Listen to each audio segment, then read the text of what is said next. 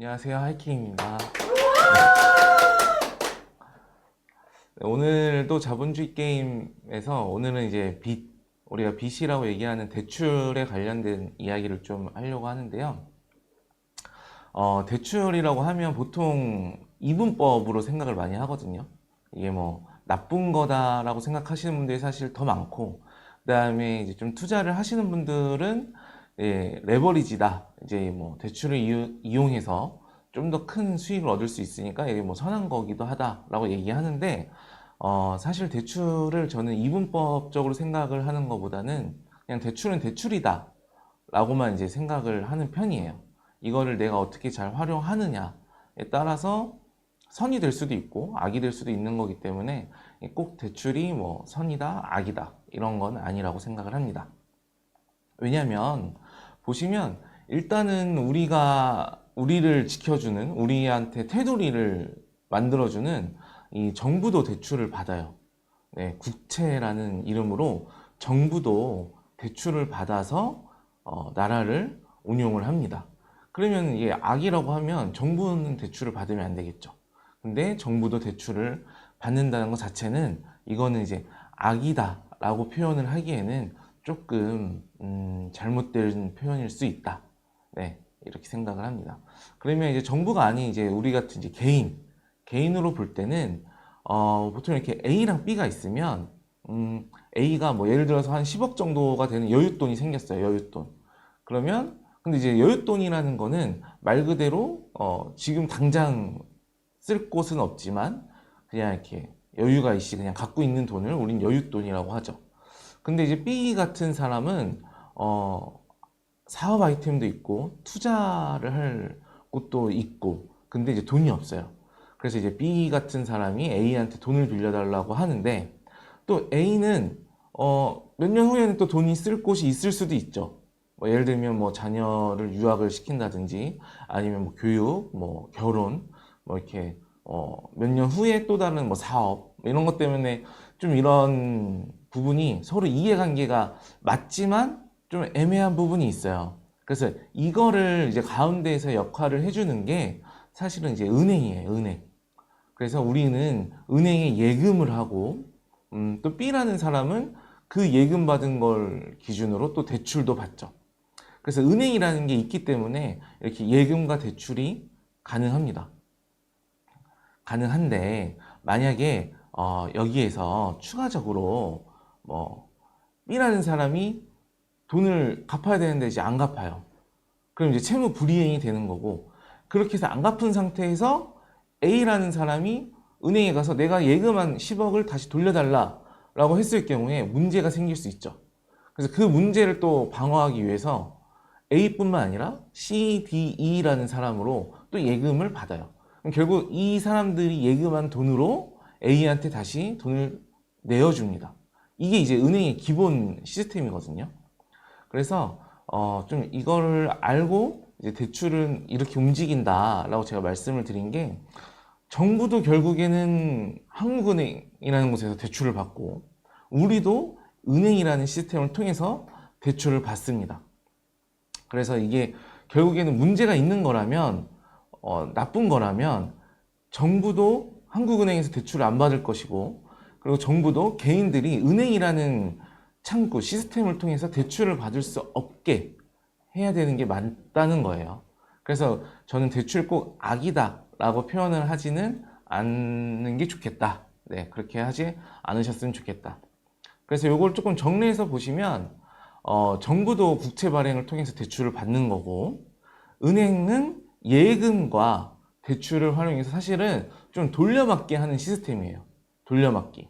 네. 그래서 대신 이제 돌려막기를 하는데 함부로 해줄 수 없으니까 이제 신용평가라는 걸 이제 통해서 대출을 해주고 그 다음에 이제 뭐 투자자도 이렇게 해서 대출을 받고 이게 이제 그냥 대출의 기본 사이클이 이런 거예요. 그래서 이거를 대출은 악이야 라고만 생각을 하면 아무것도 이 자본주의 사회에서 아무것도 할 수가 없어요. 네. 대출을 받으면 망해. 뭐 주식하면 망해. 부동산 투자하면 망해. 이런 식으로 그냥 한쪽으로만 생각을 하면 아무것도 할 수 없기 때문에 네, 말씀을 드리는 겁니다. 그래서 저는 뭐 대출을 많이 받아라 마라 이런 게 아니라 우리가 대출이라는 시스템 자체를 좀 정확하게 알고 가야 되기 때문에 그런 입장으로 말씀을 드린 겁니다. 근데 이제 보시면 대출하고 파산은 결국 반복이 돼요. 네. 이 뉴스에서 보시면 영끌 아파트 매입, 그러니까 누군가가 영혼까지 끌어모아서 아파트를 매입을 한 거죠. 근데 이제 대출에 대한 연체를 합니다. 그리고 파산이 나요. 그리고 이제 경매로 넘어가요. 그래서 뭐 이게 그럼 빚의 악순환이라고만 표현을 하면 어딘가가 문제가 있어 보이는데 은행하고 그러면 돈을 사실은 빌려준 사람이 제일 문제잖아요. 돈을 빌려준 사람이. 그럼 은행은 왜 돈을 계속 빌려줄까요? 악순환이 되는데. 그래서 은행이 그러면 손해보는 장사를 할까요? 절대 은행은 손해보는 장사를 하지 않아요. 은행하고 정부는, 특히 정부는 절대로 손해보는 장사를 하지 않습니다. 그래서 보시면 제가 대출 같은 경우는 좀 양날의 검이다 라고 표현을 많이 하고 다른 분들도 그렇게 많이 하는데 보시면 약간 이런 거죠. 네, 이런 이제 뭐 사시미라는 칼을 조폭이 들고 다니면은 사람을 죽이는 칼이 되는 거고, 이거를 뭐 셰프나 이런 뭐 주방장 이런 사람들이 들고서 요리를 하면 엄청 맛있는 요리가 되는 것처럼, 대출은 결국에는 내가 어떻게 쓰느냐에 따라서 나를 죽일 수도 있고, 나뿐만 아니라 내 가족을 죽일 수도 있고, 잘 사용하면 나를 행복하게 해줄 수도 있고, 나를 좀 풍요롭게 해줄 수도 있고, 나뿐만 아니라 내 가족들까지도 풍요롭게 만들 수가 있습니다. 네, 그게 대출이에요, 대출. 대출은 꼭 악이다, 뭐 악순환, 뭐 대출은 나쁜 거, 뭐 빚쟁이 이렇게 좀 표현하는 거는 좀 문제가 있다. 이렇게 이해를 하시면 될 것 같고, 이제 거기에서 조금 더 나가면 이런 뉴스가 있어요. 뭐 70대인데 50년 만기 대출.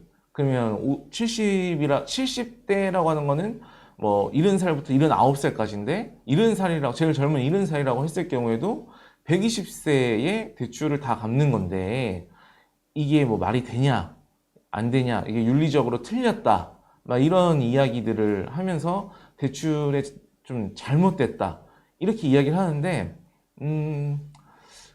그 생각 자체가 좀 잘못된 게, 꼭 우리가 태어나서 70대가 넘어서 죽는 거는 아니잖아요. 네. 사실 뭐 10대에도 죽을 수도 있고 20대에 죽을 수도 있고, 좀 사회생활을 좀 이렇게 제일 많이 하는 3, 40대에 죽을 수도 있고, 그렇게 되면 결국 은행은 그러면 좀, 네, 이 사람이 언제까지 산다는 거를 확신을 갖고 대출을 해줘야 되는 거잖아요. 70대는 그러면 안 되고, 나이가 들었으니까 안 되고, 40대는 좀 오래 살 것 같으니까 해주고, 이거 자체, 그러니까 이런 생각을 하고 이렇게 논리를 갖고 가는 것 자체가 시작부터 틀린 거거든요. 근데 이런 거가 뉴스화가 되고 기사화가 되는 것부터가 저는 좀 잘못됐다. 그러니까 제가 지난 시간에도 말씀드린 것처럼 그 뉴스나 기사에서 숫자가 나오는 거는 조금 더 꼬아서 한번 반대로 좀 생각을 해볼 필요가 있다. 그렇습니다. 그래서 보시면 예, 좀 유명한 드라마죠. 도깨비에 보시면 생사부가 나와요. 생사부. 네, 여기 이제 네, 이 오른쪽에 있는, 네, 뭐 기타 누락자라고 되어 있는데, 이 생사부에서 이미 죽었어야 할 사람인데 죽지 않은 거죠. 네, 그러니까 우리가 이런 생사부를 은행에서 갖고 빌려주는 거 아니잖아요, 돈을. 그러니까 70대라고 돈을 못 빌린다? 이거는 기본적으로 자본주의 시스템에 대한 이해도가 현저히 낮다. 뭐 기자가 됐든 아니면 뭐 누가 됐든 좀 그렇게. 근데 그 기사, 뉴스 기사라고 하는 걸 읽으면서 나도 거기에 공감을 한다면 나도 자본주의 시스템에 대한 이해도가 현저히 낮다라고 판단하시면 좋습니다. 왜냐하면 자본주의 시스템 자체에서는 아까 봤던 뉴스를 조금 풀어보면 이렇게 돼요. 은행이 대출을 해줍니다. 70대한테. 그래서 그 70대는 그 대출을 받은 걸로 부동산을 사겠죠. 아파트를 사요. 그리고 요즘 뭐 90대까지도 많이들 사시니까 20년이 지났어요. 그래서 20년 동안 이제 그 전에 저희 그 내용 보시면 당연히 상승을 했겠죠. 네. 10년 동안도 엄청 상승을 하는데 20년이 지났으면 아파트 값은 엄청 상승을 했을 겁니다. 그렇게 해서 상승을 한 다음에 사망을 하세요. 그러면 50년 동안 갚기로 했는데 갑자기 대출받은 사람이 돌아가셨네요. 그럼 이거 어떻게 해? 뭐 자식들이 갚거나 이렇게 할 수도 있겠지만 그냥 뭐 자식이 없다는 가정하에는 은행은 그러면 이제 연체가 되기 시작했겠죠. 그래서 왜 연체가 됐는지 알아봤더니 사망이야. 그러면 은행은 이 물건을 경매를 넘깁니다. 네. 경매는 법원에서 이루어져요. 법원에서. 그럼 법원은 어디 거예요? 정부 거예요. 나라 거예요. 그럼 은행하고 정부하고 합작을 해서 이거를 보상을 할 수 있는 시스템을 만들어 놓은 거죠. 그러면 또 이 아파트를 누군가는 낙찰자가 나와서 낙찰을 받아요. 법원에서 경매를 진행하는 걸 이제 누군가 또 개인이 나타나서 낙찰을 받아요. 그럼 이 낙찰자는 이거를 이 오른 아파트 가격을 자기 돈으로 다 하느냐? 그렇지도 않아요. 그걸 또 은행에서 또 대출을 받아요. 그러니까 계속 이렇게 돌아가는 게 시스템이에요, 시스템. 결국 정부랑 은행은 한편이고 둘 다 망하지 않는 시스템을 갖춰놨어요.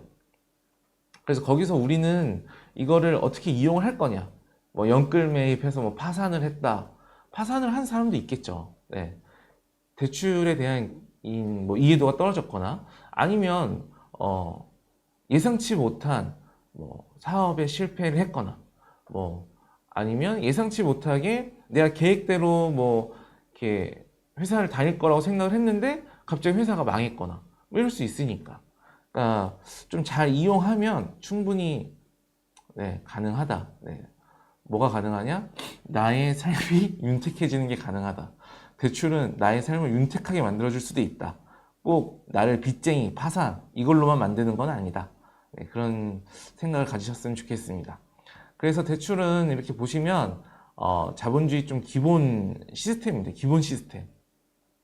우리가 계속 돈 이야기 하고 있는데 대출은 기본 시스템이에요. 대출을 해주기 때문에 통화량이 늘어났기도 했고 통화량이 늘어났기 때문에 그 다음에 이제 좀 전체적으로 물가 상승과 좀 자본에 대한 자산이 상승하기도 했고 결국에는 또 통화량이 늘어나면서 우리가 받는 임금도 늘어나기도 하는 거고 그러니까 결국에는 우리는 자본주의에서 살고 있으면 대출은 뭐 나쁜 건 아니에요. 나쁜 건 아닙니다. 네, 이거를 내가 어떻게 쓰느냐 그 차이지 네, 쓰는 사람이 잘못 쓰면 나쁜 거고 네, 나쁜 건 아닙니다. 그래서 이렇게 보시면 이제 지난번에 뭐 집 안 사면 벼락거지 된다 라고 겁을 줬는데 4.5% 떨어졌다 이거랑 이제 월급 70%를 원리금으로 갚아도 네, 뭐 벼락거지보다는 낫다 이 이야기로 지난번 통화량 이야기 할 때 이제 끝냈는데 이거에 대한 이야기를 조금 더 이제 하려고 갖고 왔어요. 그래서 보시면 요즘 이런 뉴스들이 좀 있었더라고요. 뭐 2030, 네, 뭐 분수도 모르고 뭐 오마카세, 뭐 호텔, 명품 이렇게 했다. 네, 뭐 이렇게 되어 있기도 하고, 뭐 여행도 많이 다니고, 네. 그럼 이제 뭐 수입차에 꽂힌 2030 전액 할부로 샀다가 카푸어, 뭐 속출, 네. 이 할부로 샀다라고 하는 거는 또 대출인 거죠. 그러니까 이거는 또 대출 뭐 이상하게 아파트나 이렇게 부동산에는 대출, 빚쟁이라는 단어를 쓰는데 좀 이런 거에는 그냥 할부 이런 단어를 쓰게 되더라고요. 절대 이렇게 여기에서는 빚쟁이 이런 단어를 안 쓰더라고요. 그러니까 사람들한테 공포를 줄 수 있는 단어를 잘 안 쓰는 것 같아요. 또 뭐 수입차 할부 44%가 2030 세대, 카푸어 양산우려 이게 13년도부터 있던 이야기거든요. 네, 13년도. 사실 그 전에도 있긴 있었는데 그 전에는 이제 카푸어라는 단어가 없었어요. 네, 그 전에도 있었는데. 그래서 이제 그러면 아파트 원리금을 아까 보신 것처럼 월급의 70%를 원리금으로 갚는 사람이 나은가? 아니면 요 수입차 카푸어가 나은가? 왜냐면 사실 아파트도 아파트 대출 받아서 만약에 경매 넘어가고 망하면 하우스푸어라는 놀림거리를 좀 당하기도 하거든요. 그래서 그럼 하우스푸어가 나은지 카푸어가 나은지 이거는 뭐 둘 다 좋은 건 아닌데 어떤 게 그나마 나은지 둘 중에 하나를 선택하라면 어떤 선택을 해야 되는지에 대한 걸로 제가 조금 네, 생각을 좀 달리 할 수 있게끔 고민을 같이 해봤습니다. 이건 이제 아반떼라는 차인데 뭐 다 아시죠? 아반떼는 사회초년생들 그리고 첫 차로 제일 많이 사는 차입니다. 그러면 보통 한 3천 정도면 사요. 네. 이제 1900, 한 2천만 원, 3천까지 되어 있는데 보통 이제 취득세 넣고 각종 옵션을 좀 넣으면 보통 3천 정도면 삽니다. 그러면 이제 한 1천만 원 정도는 선수금을 넣죠. 3천 중에 한 1천만 원 정도 선수금 넣고 2천만 원 정도가 이제 36개월 할부. 이 시스템이 한 20대 후반 아니면 30대 초반에서 제일 많이 쓰는 시스템이고 저도 뭐 아반떼급의 차량을 끌고 다니는데 저도 딱 20대 후반에 이런 식으로 네, 차를 네, 샀어요. 뭐 지금까지 타고 있긴 한데 이렇게 샀어요. 그러면 계산을 해보면 여기 이렇게 보시면 차량 가격 3천, 그 다음에 선수금 1천만 원, 할부 36개월로 끊으면 보통 네, 연 4.4%, 4.2%, 한 4.5%가 평균치죠. 4.5%가 평균치. 그랬을 때 월 납입금이 평균 약 60이에요. 약 60. 예, 약 60만 원. 그럼 이제 월급 뭐 한 200만 원 후반대 정도 받는다고 하면 60만 원 내고 그다음 이제 기름값하고 뭐 유지비 이런 거 합치면 한 85만 원 정도 이 차량을 내가 운영하는 데 있어서 한 85만 원 정도 든다고 보시면 돼요. 3년 동안 네, 한 85만 원. 자, 이 상태에서 이렇게 생각을 하면 우리가 아반떼를 끌고 다니는데 한 약 85만 원 정도가 비용이 나가는구나. 그리고 만약에 그럼 유지비는 내가 뭐 기름을 좀 덜 쓰고 차량 좀 운전을 덜 하면 되니까 준다고 하더라도 최소 60만 원은 쓰는구나. 이거는 고정비잖아요. 할부비니까. 그럼 이걸 이제 대출로 보면 어떻게 되냐면 대출 금액 한 1억 7천 정도를 받으면 네, 이제 주택담보대출을 한 30년 받고 대출금리 4.5% 하면 똑같이 원리금 준등으로 할 경우에 한 달에 상환 금액이 약 86만 원입니다. 약 86만 원. 그러니까 결국 아반떼 하나 끌고 다니는 거랑 거의 비슷하고 여기서 이제 요 86만 원은 이제 이자랑 원금 포함입니다. 근데 우리가 아까 뉴스에서 봤을 때 원리금으로만 한 200 정도, 뭐 70%라는 거는 저희가 첫 시간에 30대 평균 이제 소득으로 했을 때 한 300 정도였잖아요. 근데 거기서 제가 만약에 70% 하면 한 200 정도 되니까 그럼 원리금 200만 원 상환이라고 하면 네, 한 4억 정도 대출을 받는 거예요. 완전 숫자가 완전 그러니까 이 숫자 게임을 좀 잘해야 돼요. 원리금 200이 우리가 주택담보대출 한 4억 받는 거랑 거의 동일합니다. 4억이면 꽤 크죠. 꽤 크죠. 4억이라는 숫자를 들으면 엄청 큰데 200이라는 숫자를 들으면 또 작아 보여요. 그러니까 내가 대출 처음 받아보는데 1억 7천만 원을 대출 받아? 너무 큰데? 1억 7천? 나한테 1억 7천이라는 숫자는 너무 큰데? 라고 생각을 할 수 있어요. 근데 아반떼를 할부로 사? 약 60만 원? 뭐 살 수 있지. 이런 생각이거든요. 그러니까 생각 차이를 조금 바꾸면 내가 훨씬 더 나아지는 삶을 살 수 있어요. 저는 좀 그걸 이야기하고 싶은 거예요. 그러면 원리금으로 200만 원이 나가? 쟤는 정말 저거 못할 짓인데 저런 짓을 왜 하지? 그러면 약 4억 정도 대출 받았어. 4억이나 대출 받았어? 지 월급이 얼마나 된다고? 이렇게 생각을 할 수 있다는 거거든요. 근데 어떤 사람이 더 나은지는 딱 10년만 지나보면 알 수 있죠. 10년만 지나보면. 그래서 이 월급 70%를 원리금으로 받아도 원리금으로 나가도 벼락거지보다 낫다라고 하는 이 사람은 저는 용기 있다. 그리고 옳은 선택을 하는 거라고 저는 생각을 합니다. 왜냐하면 우리가 아까 말씀드린 것처럼 원리금 200만 원, 이 200만 원에 이제 200만 원과 70%의 지금 방점이 찍혀서 그런 건데 지금의 5억의 아파트, 네, 아까 제가 200만 원은 대출금이 얼마가 그랬죠? 4억이라 그랬죠? 그러면 이 5억짜리 아파트에 80% 대출 받으면 4억인 거거든요. 4억. 그럼 이 5억짜리 아파트 30년 후에 가치는 얼마 될까? 라는 고민을 해보시면 돼요. 그런 고민을 한번 해보시면 되고, 지난번 통화량에 봤던 그래프를 다시 한번 보시면 30년이면 통화량은 약 10배가 늘어나요. 10배. 네. 이게 아닌 것 같은데, 제가 지난번에 반포 아파트로 이야기를 했었잖아요. 그때 70년대 후반에 분양할 때 1억대였어요. 그리고 사실 지금 이야기가 나오는 게 4, 50억 이야기가 나와요. 그러면은, 네, 10배가 넘죠. 네, 10배가 넘죠. 그러니까 40년 정도, 50년 정도 됐지만, 30년도 해갖고 30년 해서 10배.